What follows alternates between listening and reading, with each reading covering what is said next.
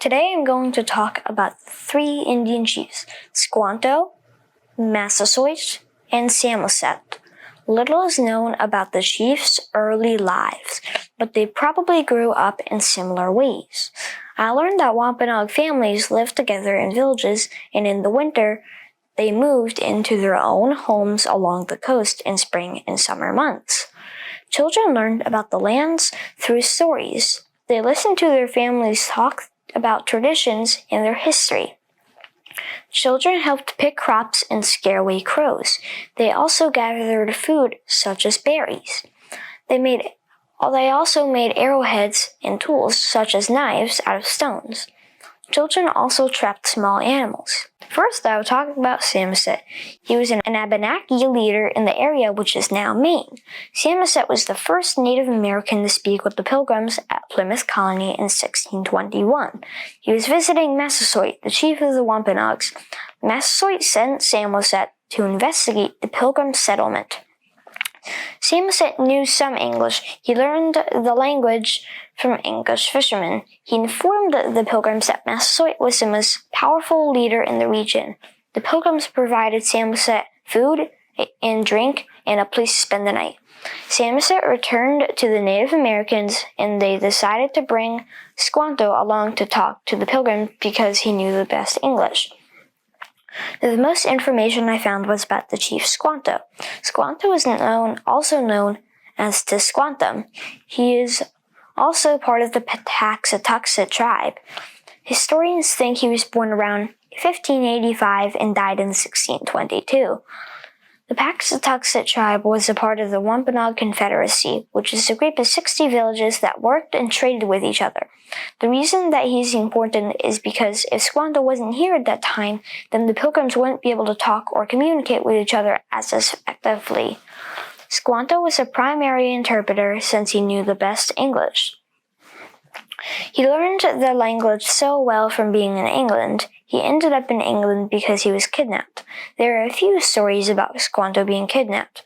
One story was that he was taken by force by Thomas Hunt in order to be sold into slavery in Spain. Squanto was saved by local priests and brought to England. He learned most of his English from Sir Fernando Georges. One of Squanto's most important accomplishments was facilitating the peace treaty between the Pilgrims and Wampanoags.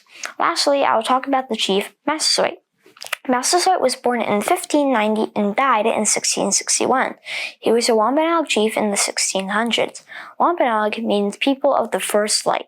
He's important because he was credited for keeping the peace between the Native Americans and Wampanoag tribe. He visited Plymouth Colony and encouraged his people to show the Pilgrims how to farm, fish, and hunt.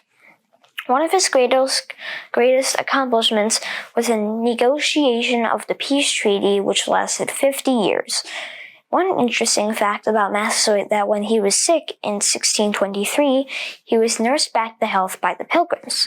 In 1622, the governor of Plymouth Colony, William Bradford, decided to hold a harvest feast to celebrate the successful harvest after his people were once starving.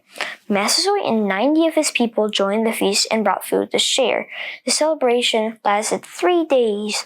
No historical record shows Squanto joining the celebration, but historians believe he was present because he lived in Plymouth Colony at the time. This harvest celebration is now known as the first Thanksgiving. I am now done reading about the importance of the three chiefs. Thank you for listening.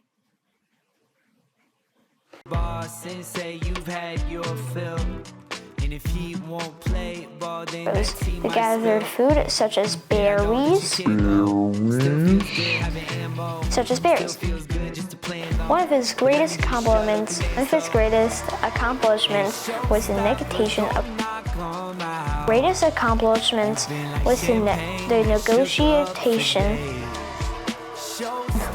of his